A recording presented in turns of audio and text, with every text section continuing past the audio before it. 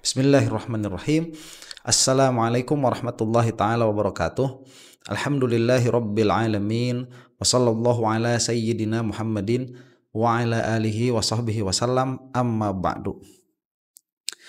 Ada beberapa letupan-letupan yang lumayan besar yang ditampakkan oleh para pembatal nasab. Beberapa berita yang saya lihat itu Rhoma Irama itu sudah mulai lebih serius lagi di dalam keterlibatannya di dalam PWILS. Kemudian sinergi PWILS itu sekarang saya lihat begitu ya, ada semacam kekompakan begitu. Jadi lebih terstruktur, lebih tersistem, lebih terorganisir. Imaduddin yang bersangkutan ini sudah ada perkataan bahwa dia itu sudah tidak mau terlalu banyak terlibat di dalam pidato dari atau orasi lah dari satu panggung ke panggung lain untuk membahas nasab, karena baginya itu sudah selesai dan dia itu punya PR yang lain begitu ya. Kemudian Fuad Pleret ini meminta maaf setelah aksinya beberapa waktu yang lalu, yang mana dia ini menghina guru tua. Nah ini satu kejadiannya itu boom begitu ya, tidak dicicil satu-satu tetapi sangat berdekatan. Nah, yang mana Rhoma Irama itu sudah kita bahas kemarin, cuman insya Allah besok lusa mungkin akan kita bahas lagi.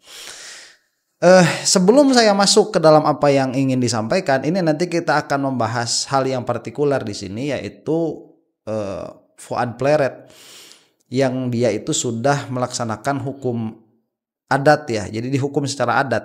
Nah, hukum adat itu nanti di dalam posisinya itu kan sanksi sosial. Dia memang tidak memiliki ketetapan hukum secara yuridis, tetapi mengikat bagi siapa? Bagi komunitas tertentu begitu, mengikat bagi komunitas tertentu, dan apabila tidak dilaksanakan maka sanksinya itu adalah sanksi sosial, yang mana sanksi sosial itu berat secara psikologis ya, berat atau malah juga bisa membahayakan kalau terhadap jiwa begitu ya, kalau orang-orang adat itu mereka sangat terganggu rasa keadilannya. Nah, cuman itu dalam lain hal gitu ya, saya tidak masuk ke sana.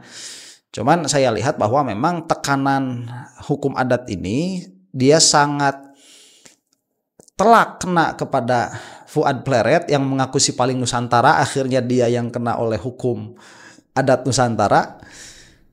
Ini berarti ada tekanannya, dan itu yang akan kita saksikan ya secara partikular. Nah, sebelum ke situ, nanti faidah yang bisa kita ambil dari beberapa kejadian ini adalah bagaimana mereka itu orang-orang yang mencoba membatalkan nasab, mereka itu relentless ya. Relentless itu apa ya? Bebal begitu ya, bebal, kemudian sangat solid, kemudian mereka itu tidak kenal lelah di dalam membatalkan nasab orang. Ini kesedihan sebetulnya. Jadi sesuatu yang tidak perlu diusahakan sedemikian rupa, ini malah diusahakan sedemikian rupa. Andai kata source yang ada begitu, sumber daya yang ada, baik sumber daya manusianya atau sumber daya berupa materinya, berupa uangnya, meskipun memang di PWILS itu kebanyakannya sumber daya SDM rendah begitu ya. Ya sama, di Nahdlatul Ulama juga banyak yang SDM rendahnya. Cuman SDM rendah itu tidak menjadikan hina, sebetulnya tidak. Mereka itu memiliki fungsi yang lain dari suatu komunitas begitu. Jadi SDM rendah itu tidak menunjukkan sesuatu yang jelek sebetulnya. apabila kelompok SDM rendah ini memang mau diatur oleh orang yang memiliki pemikiran yang baik, oleh para kiai. Nah, tatkala tidak mau diatur, inilah menjadi masalah begitu. Sumber daya manusia rendah, ya yang rendah dalam pengertian SDM rendah, SDM tinggi itu kan nanti dilihat dari segi pendidikan, kemudian bagaimana cara mereka menyikapi perkara dan lain sebagainya dan lain sebagainya. Tidak menjadikan yang satu lebih hebat daripada yang lain, karena ini kan saling membutuhkan begitu. Nah, cuman kan alangkah bagusnya kalau sumber daya yang ada ini tidak dihabiskan hanya untuk membatalkan nasab orang begitu. Ini sungguh terlalu ya kalau kata Bang Haji Rhoma Irama. Nah, kita akan saksikan dulu nih. Sebentar ya. Dan itu mungkin harus kita contoh ya dari segi itu. Jadi dari segi relentlessnya mereka itu. Jadi dari segi mereka itu sangat kukuh, sangat kokoh, sangat bergerilya terus menerus, tidak ada hentinya, tidak ada capeknya, mau ada yang nonton mau nggak ada yang nonton begitu, itu harus ditiru. Andaikan orang yang berbuat di dalam kebaikan pun seperti itu, nah ini tidak akan terjadi. Orang-orang kayak PWI LS ini nggak bakalan ada ya.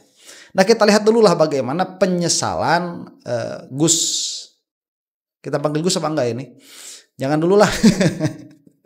Bagaimana penyesalannya si Fuad Pleret ini tatkala dia itu menyesal telah menghina guru tuanya.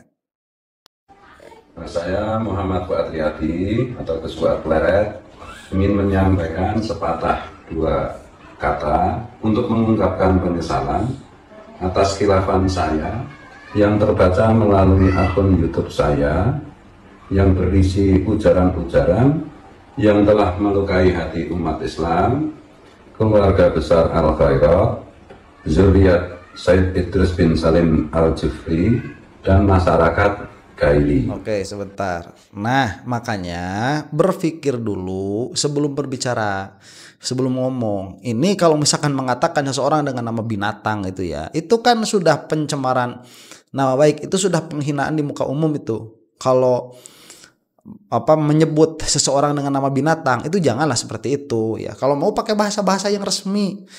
Makanya nanti di akhir itu akan ada tuntutan dia. Gus Fuad Pleret sudah, kapan Habib Rizik dan Habib Bahar begitu. Nanti ada tuh. Hari ini saya sungguh-sungguh menyadari bahwa saya merasa bagian terkecil dari orang-orang yang sangat jauh dari pancaran matahari Al-Khairat, sehingga tak merasakan betapa terang benderangnya kemuliaannya di tengah-tengah kehidupan bangsa Indonesia. Telah ditakdirkan Allah Subhanahu wa Ta'ala hukuman adat tanah Kaili terhadap saya. Baik, sebentar. Ini bahasanya sangat bagus sekali ya. Saya apresiasi. Ini bahasanya sangat bagus sekali. Jadi betapa jauhnya saya dari pancaran cahaya Al-Khairat sampai saya itu tidak bisa merasakannya. Itu bagus. Karena memang Indonesia ini besar, kemudian besarnya negara Indonesia ini akan sangat sulit apabila satu golongan atau satu kelompok itu memberikan pengaruh secara menyeluruh kepada seluruh Nusantara begitu. Itu sangat susah, pada akhirnya nanti akan ada corak ya. Nah, diantaranya Al-Khairat ini itu tidak sampai terdengar gemaknya besarnya mungkin ke tempatnya Gus Fuad Pleret, sama memang ke Jawa Barat lah begitu. Saya juga baru tahu memang begitu bahasanya itu, cahayanya itu tidak terlalu jauh sampai kepada kita, sampai kita tidak tahu. Nah, ketidaktahuan inilah yang seharusnya menjadikan kita itu saling mengenal. Ya, nanti yang Muhammadiyah itu kan di Jawa Tengah besar tuh, begitu ya. Cuman kalau kita misalkan sudah masuk ke di Jawa Barat lumayan besar itu Muhammadiyah itu. Kalau kita sudah masuk Jawa Timur, nah itu Muhammadiyah sudah mulai berkurang begitu. Kalau kita lihat Persis misalkan, Persis itu ya di Jawa Barat saja besarnya. Jawa Tengah itu sudah berkurang, Jawa Timur itu hampir tidak ada Persis. Demikian adanya ya Al-Khairat pun seperti itu. Cuman kan tidak menjadikan kita itu bisa bisa dengan serta-merta merendahkan martabat seseorang di khalayak umum dengan perkataan yang memang merendahkan martabat, bukan suatu perkataan yang objektif begitu, bukan kata-kata yang tepat kena pada sasaran. Ya kalau misalkan saya mengatakan Zaid, yang mana Zaid itu manusia, kemudian dikatakan monyet, ya apa? begitu. Itu kan tidak ada korelasinya sama sekali ya. Kalau misalkan orang bodoh ya kita bilang bodoh, orang tolol itu kita bilang tolol, itu memang demikian adanya. Kalau misalkan seseorang itu sudah dikatakan monyet, itu sudah berlebihan, itu tidak akan tepat. Kemanapun larinya itu nggak bakalan tepat. Pada akhirnya masuknya kepada penghinaan. Kemudian orang banyak yang sakit hati karena tidak mungkin bisa dibuktikan begitu. Bagaimana kita mau bisa membuktikan bahwa orang itu monyet? Nggak bisa, kita nggak bisa membuktikan. Tapi kalau seseorang itu memang bodoh di dalam hal tertentu, dia itu tolol dalam bidang tertentu, itu pasti beberapanya itu bisa dibuktikan begitu. Selaku orang bersalah atau salah, telah membawa diri saya ke depan guru tua Sayyid Idrus bin Salim Al-Jufri dan mahakaryanya Lembaga Pendidikan Al-Khairat, telah menyadarkan saya serta penyesalan sedalam-dalamnya atas semua kata-kata dan perbuatan yang amat tak patut serta memalukan dari pribadi saya, membuat penilaian negatif dan tak berdasar kepada guru tua dan Al-Khairat. Nah, sebentar, di sini sayyidnya disebut. Kan pada akhirnya ngaku juga kalau ada tekanan tuh. Ini baru hukum adat, belum hukum syariat. Yang mana hukum syariat itu jauh lebih berat daripada hukum adat karena dia adalah hukum syariat, hukum pembuat syariat. Nanti itu kita akan bahas ya di akhir setelah ini insya Allah. Jadi akhirnya sayyid ya disebut juga. Ini benar-benar telah menghukum batin saya sepanjang waktu dalam perasaan bersalah ketika menatap gambar guru tua dan kebesaran Al-Khairat. Maka saya menyatakan sejujurnya bahwa apa yang telah saya katakan, saya ucapkan melalui channel YouTube saya dan semua yang tersiar dari akun ini, seluruhnya tak berdasar, spekulatif, dan tak sesuai dengan fakta real dari perkembangan nyata perjalanan hidup guru tua Lembaga Pendidikan Al-Khairat yang tersebar luas di Indonesia. Oke, jadi permasalahannya ini mungkin ya, karena saya tidak terlalu mengikuti juga ocehan-ocehannya si Fuad Pleret ini, bukan hanya sekedar menyebut nama yang tidak pantas untuk guru tua. Mungkin di belakangnya itu karena ya banyak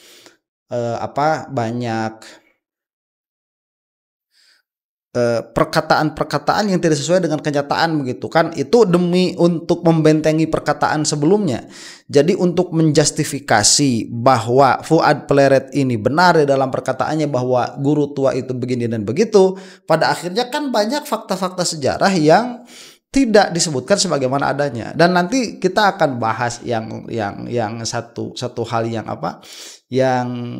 sangat menarik juga, di antaranya si Marzuki Mustamar tuh. Marzuki Mustamar juga ada andil yang mana dia itu kan mengatakan kunu qiradatan khosiin, nanti bawa-bawa ayat Al-Qur'an segala tuh untuk membenarkan perkataan si Fuad Pleret atas guru tua.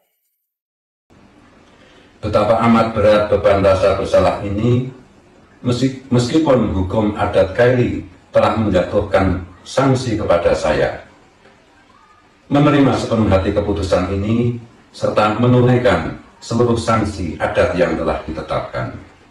Saya nyatakan patuh dan taat terhadap norma dari salah satu suku bangsa, yakni suku Kaili, adalah pemilik sah negeri ini, tanah air Indonesia. Oke.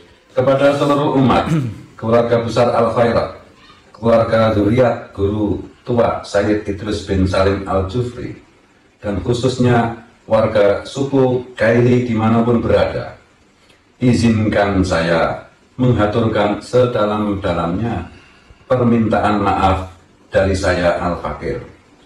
Maafkan saya sekali lagi, maafkan atas segala perbuatan saya yang tak patut kepada guru tua dan Al-Khairat. Saya sadari ucapan maaf saya setulus dan sejujur apapun tidak cukup mengobati perasaan yang terluka dari seluruh umat, keluarga besar Al-Khairat, dan khususnya suku Kaili yang cinta guru tua.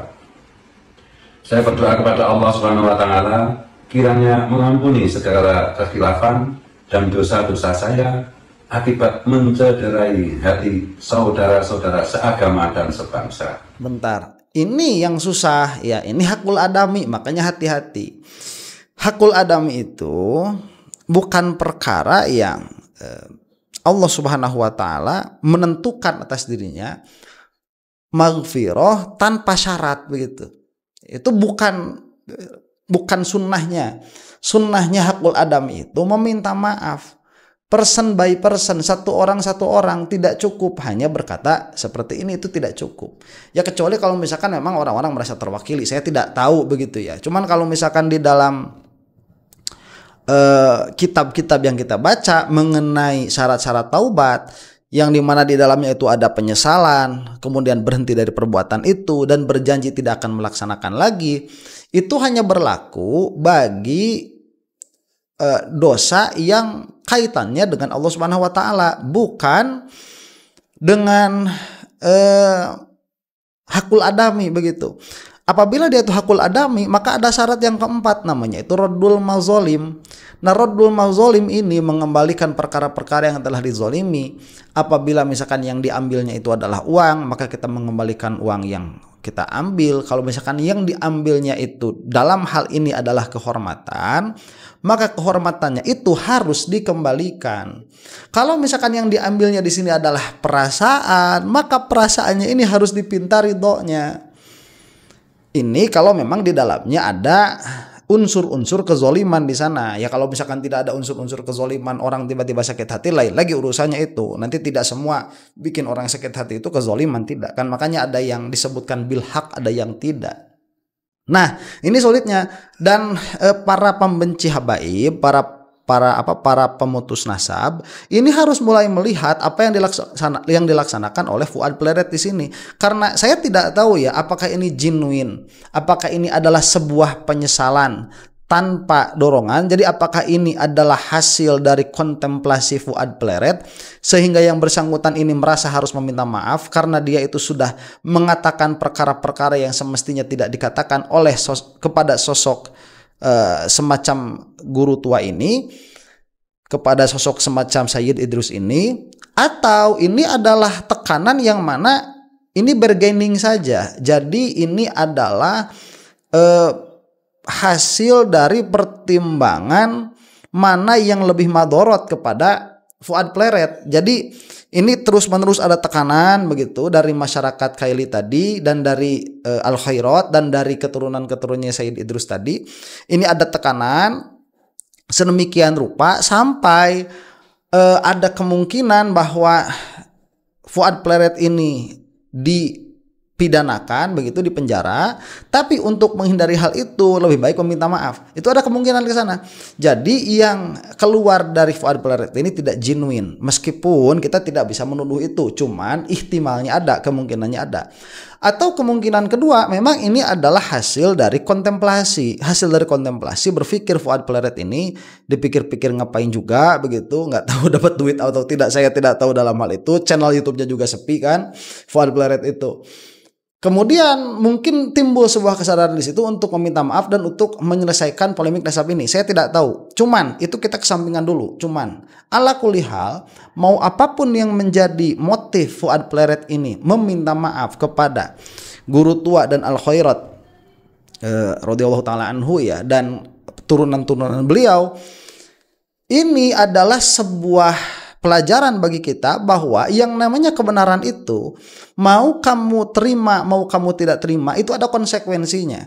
Dan saya katakan sekali lagi, ini baru penghinaan Fuad Pleret kepada guru tua yang hanya menyebutkan bahwa guru tua ini begini dan begitu dengan kata-kata yang tidak pantas begitu ya. Yang mana itu adalah hinaan anak kecil sebetulnya kan, nyebutin seseorang itu, oh kamu itu sapi begitu, oh kamu itu kera, kamu itu ayam goreng begitu ya. Itu kan celaan anak kecil sebetulnya. Celaan seperti itu saja konsekuensinya sebesar ini, dan itu di dunia begitu. Bagaimana dengan membatalkan nasab satu klan Bani Ba'alwi dari atas yang mana di dalamnya itu ada para ulama yang lebih besar daripada guru tua. Bukan tidak karena hanya karena kamu tidak merasakan hukuman itu di dunia, bukan berarti kamu tidak akan merasakan itu sama sekali. Karena hukum syariat itu, mau ada yang menegakkan mau yang tidak, itu berlaku. Hukum syariat itu. Makanya kita disebut mukallaf. Makanya ada malaikat yang mencatat perbuatan baik dan buruk kita. Makanya yang namanya diat nanti, yang namanya kisos nanti, dia itu menjadi penggugur bagi dosa yang ada. Ya, itu adalah kafarat disebutnya. Lah sekarang hukum Islamnya tidak berlaku di kita. Karena memang tidak ada yang memperjalankannya. Negara kita negara Pancasila. Sesedih apapun itu, demikianlah kenyataannya. Apakah hukum syariat menjadi tidak berlaku? Oh tidak, itu tetap berlaku. Cuman ditangguhkan, padahal tidak ada kafarat dan lain sebagainya. Nah kalian ini, duhai orang-orang yang begal nasabnya Ba'alwi, kalau kalian sayang kepada diri kalian sendiri, berhentilah sebelum kamu itu dipermalukan. Sebagaimana malunya Fuad Pleret. Baru di dunia, mudah-mudahan ini menjadi kafarat. Tapi saya lihat susah sekali apakah ini menjadi kafarat atau tidak. Karena nanti kan yang namanya, nanti akan kita lihat di bagaimana hukum adatnya begitu. Maafkan saya sekali lagi, maafkan untuk meringankan timbangan kesalahan saya di hadapan Allah Subhanahu wa Ta'ala, dan khususnya hubungan silaturahim kepada umat, abnaul khairat, zuriat guru tua, dan masyarakat kaini. Izinkan saya menyampaikan harapan. Sebentar lagi. Nah ini tadi benar juga, untuk meringankan timbangan kesalahan saya di sisi Allah Subhanahu wa Ta'ala. Itu pun betul, ini perkataan betul. Fuad Pleret ini nggak tahu dari mana yang bersangkutan ini mendapatkan kata-kata sebagus itu ya. Ini bagus sekali kata-katanya, untuk meringankan timbangan keburukan saya di sisi Allah Subhanahu wa Ta'ala. Karena yang dia sakiti itu sejatinya adalah kehormatannya guru tua. Guru tuanya sendiri itu sudah wafat, sudah meninggal. Bagaimana untuk mencari ridhonya? Ya susah itu nanti di yaumil qiyamah, ya gimana nggak tahu. Cuman kan yang disakiti bukan guru tua, memang yang disakitinya bukan beliau. Ya karena kehormatan muslim itu ketika hidupnya dan setelah wafatnya ya sama. Ini yang dicederainya kehormatan guru tua, yang disakitinya abnaul khairat. Kemudian anak keturunannya guru tua itu sendiri. Apakah nanti semuanya akan cukup dengan perkataan ini? Belum tentu. Ya. Makanya tapi dengan perkataan saya mohon agar timbangan kebaikan saya, agar timbangan keburukan saya ini ringan, lebih ringan di sisi Allah Subhanahu wa Ta'ala. Itu bagus. Ini adalah kesadaran syariat begitu. Yang mungkin hal ini sudah tidak banyak ada di pembatal nasab. Kiranya ikhlas menerima saya menjadi bagian dari orang-orang yang mencintai guru tua dan mendukung segala upaya pengembangan al-khairat. Wassalamualaikum warahmatullahi taala wabarakatuh. Waalaikumsalam warahmatullahi wabarakatuh. Nah, ya, apakah saya maafkan? Ya saya maaf. Tidak memiliki hak untuk mengatakan memaafkan atau tidak ya. Karena ini kan urusannya dengan abnaul khairat, kemudian dengan anak-anaknya guru tua itu sendiri, dan dengan guru tua itu sendiri. Cuman kalau misalkan apakah saya termasuk orang yang sakit hati tatkala beliau dikatakan demikian, ya apakah perkataan Fuad Pleret ini justifiable begitu ya, dia itu benar, salah jelas itu ya, orang kok disebut dengan nama hewan itu ya jelas salah. Kemudian kalau misalkan orang sakit hati dengan perkataannya, apakah itu hak? Ya itu adalah sakit hati yang hak begitu. Kemudian apakah apa yang dilaksanakan oleh Fuad Pleret di sini mewakili? Kalau untuk saya pribadi ini amat sangat baik begitu ya, yang dilakukan oleh Fuad Pleret. Perkataannya pun sangat bagus. Nah sekarang kita lihat ini apa yang dilaksanakannya. Yang anehnya sesalah apapun, jadi nanti akan ada kesamaan ya, PWILS kemudian begal nasab dengan KDM itu akan ada kesamaan. Kesamaannya itu mereka itu orang-orang yang tidak pernah dipandang salah oleh pengikutnya. Padahal sudah jelas mereka itu salah, malahan kesalahannya itu sudah diakui. Tapi tetap aja nggak pernah salah mereka itu. Ini yang saya maksud tadi, bahwa orang-orang yang dungu tatkala mereka itu sudah didukung oleh orang yang dungu lagi, kedunguan pendukungnya itu akan lebih kacau, akan lebih parah daripada kedunguan orang yang didukungnya. Ini kita lihat nih ya. Beginilah sikap Satria Gus Fuad yang patut diapresiasi. Gus Fuad Pleret Setelah ucapannya dianggap menyinggung sejumlah pihak, datang langsung ke Palu. Ia menjalani sidang adat di Banua Oge, forum tertinggi adat Kaili, yang digelar 10 April 2025. Di sidang itu, Gus Fuad dinyatakan melanggar norma adat Salam Bivi dan Salakana. Sanksinya, 5 ekor kerbau, 5 kain kafan, 5 dulang kepala, 5 bilah kelewang, 5 mangkok adat, 5 piring bermotif daun kelor, dan 99 rial sedekah. Atas permohonan kuasa hukumnya, kerbau diganti menjadi sapi, dan pada 20 Juli lalu, Gus Fuad resmi menunaikan seluruh sanksi itu. Bukan cuma itu, Gus Fuad juga sowan ke Ketua Utama Al Khairat dan menyampaikan maaf secara terbuka kepada masyarakat Sulawesi Tengah, khususnya keluarga besar Al Khairat dan masyarakat adat Kaili. Sebuah sikap kesatria yang layak dihargai. Bagaimana dengan Bahar bin Smith dan Rizik Syihab? Oke, kok malah tiba-tiba bagaimana dengan Habib Rizik dan dengan Bahar bin Smith dan Habib Rizik begitu?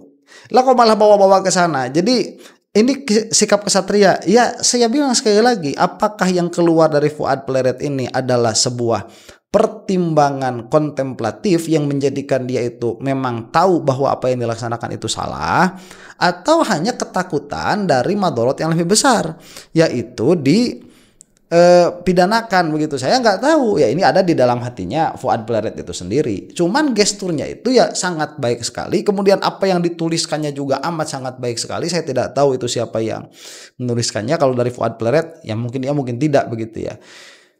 Cuman kalau misalkan ditarik kepada Habib Rizik dan Habib Bahar, ya nggak ada. Kenapa? Karena beliau-beliau itu tidak mengatakan kata-kata yang tidak pantas di khalayak umum sebagaimana Fuad Pleret mengatakan hal itu.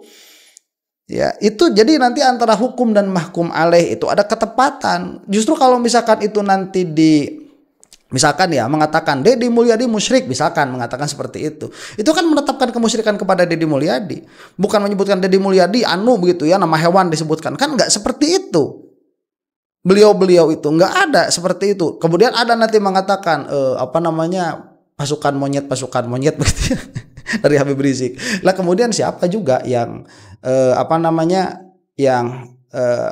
tersinggung atau yang marah sebagaimana marahnya Abdul Khairat? Siapa? Nggak ada. Sampai harus dilakukan hukum adat terhadap Habib Rizik dan Habib Bahar. Mana? Ya memang nggak ada begitu. Memang orang-orang yang diserang lah katakan begitu ya oleh Habib Rizik dan Habib Bahar itu tidak sekuat Sayyid Idrus, tidak sekuat guru tua. Dan saya katakan sekali lagi, ini baru di dunia, yang mana sungguh sangat disayangkan syariat Islam kita itu tidak tegak. Kalau syariat Islam itu tegak, PWLS itu sudah habis. Yang mereka lakukan itu sudah qadzaf. Ya, ini berbahaya begitu.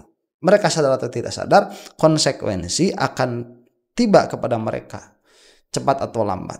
Makanya segeralah bertobat, sebagaimana mudah-mudahan apa yang dilakukan oleh Fuad Pleret di sini. Demikian, mungkin nanti permasalahan-permasalahan yang lain akan kita bahas dalam video yang lain. Wallahu taala a'lam bishawab. Assalamualaikum warahmatullahi taala wabarakatuh.